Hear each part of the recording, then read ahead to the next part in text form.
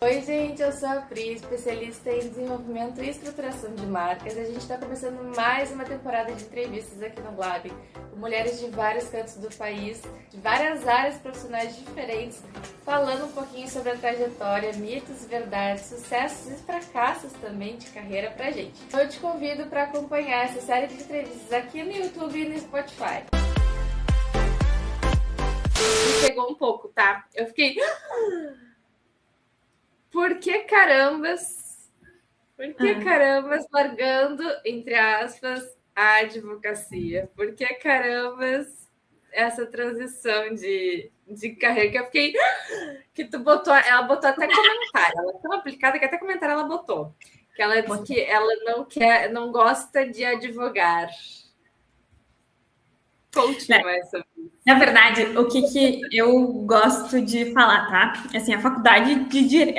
Existe a faculdade de direito, e aí, ok, aí existe o direito. Depois que tu te forma, existe o direito em si e a advocacia, né? São coisas que parecem ser iguais, mas elas são diferentes. Porque o mundo da advocacia não é a minha vibe, tá? Não é a forma como eu me posiciono no mundo, não é a forma como eu quero que as pessoas me vejam. E quando isso virou na minha cabeça, porque aí eu passava muito tempo me enrolando com isso, assim, de tipo, meu Deus do céu, eu preciso fazer alguma coisa, porque advogar é a minha profissão, eu fiz faculdade, eu fiz 50 mil pós-graduação para me sentir mais confiante, porque no final das contas não adianta de grande coisa, né? Se não dá um match ali com o negócio, não rola, sabe? E aí, a advocacia, a contenciosa, tá? Por si só. Não tô falando dos contratos e nem nada assim nesse sentido. Mas a advocacia contenciosa, ela me esgotou, assim, de uma forma... Apesar de eu ter 6 anos, eu sou advogada, mas ela me esgotou, assim, sabe? Tipo, emocionalmente falando. E não é o ambiente que eu curto, não é a forma como eu gosto de me posicionar, como eu disse, sabe? Então, quando eu entendi isso ano passado, parece que a minha cabeça fez assim, ó. Sabe o meme da Nazaré? Eu me senti o próprio meme da Nazaré. Eu nem sei em que momento... Na verdade, eu sei, assim, eu estava na terapia, né? E aí, em algum momento, eu falei alguma coisa, mas eu nunca tinha falado em voz alta que eu não curtia advogar, tá? Nunca tinha falado em voz alta. Porque talvez enfim, tinha medo, não sei. Nunca tinha falado em voz alta. E aí, nesse dia na terapia, foi a primeira vez que eu falei, assim... E aí a minha psicóloga ficou tipo, tá bom. E aí, isso foi em 2025, né? E aí, só que em 2024 eu já tinha flertado com a ideia do mestrado, porque durante a faculdade eu sempre fui muito ativa nos grupos de estudos. A gente fundou um grupo de estudo, eu e os meus amigos, fui monitora e tal. Sempre curti muito essa parte acadêmica. E aí eu já tinha flertado com o mestrado em 2024. Só que eu não estava nada pronta e eu agradeço a Deus e a qualquer outra energia do universo que tenha feito eu não entrar em 2024 para entrar agora em 2025, porque quando eu não entrei em 2024... não era exatamente, tipo... Não era a Carla que eu sou hoje. Eu não entendia que eu gostava do direito em si, mas eu não gostava de advogar. E isso, naquela época, não estava na minha cabeça, claro, assim.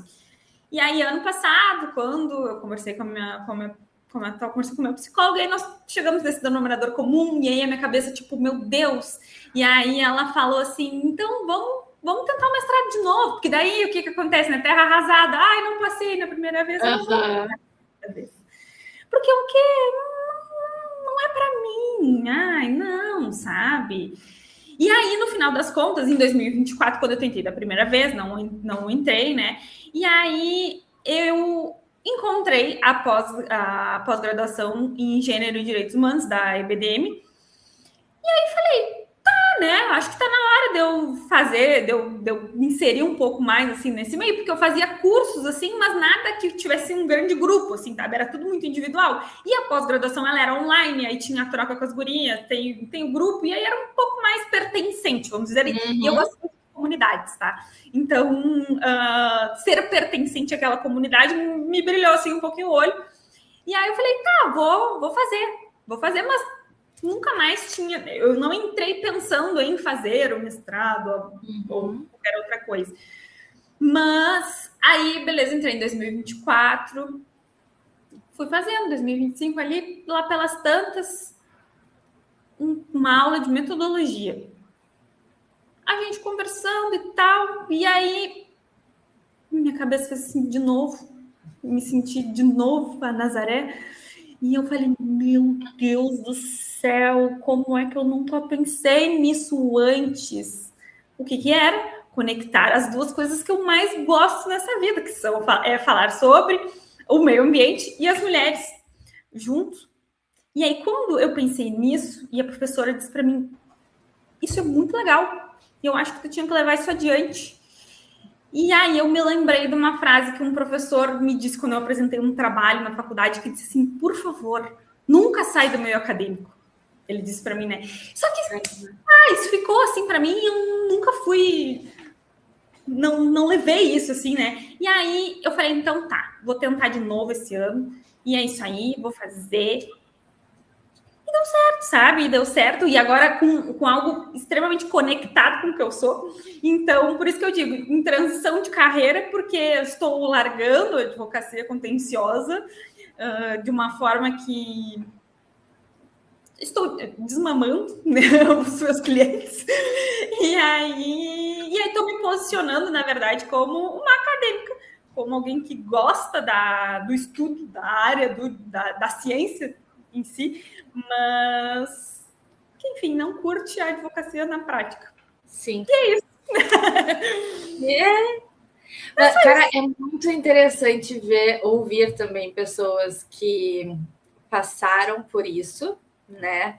A gente já teve a Tícia aqui que falou basicamente a mesma coisa, não se identificava com o mercado, né? E agora, sendo professora, fazendo mestrado também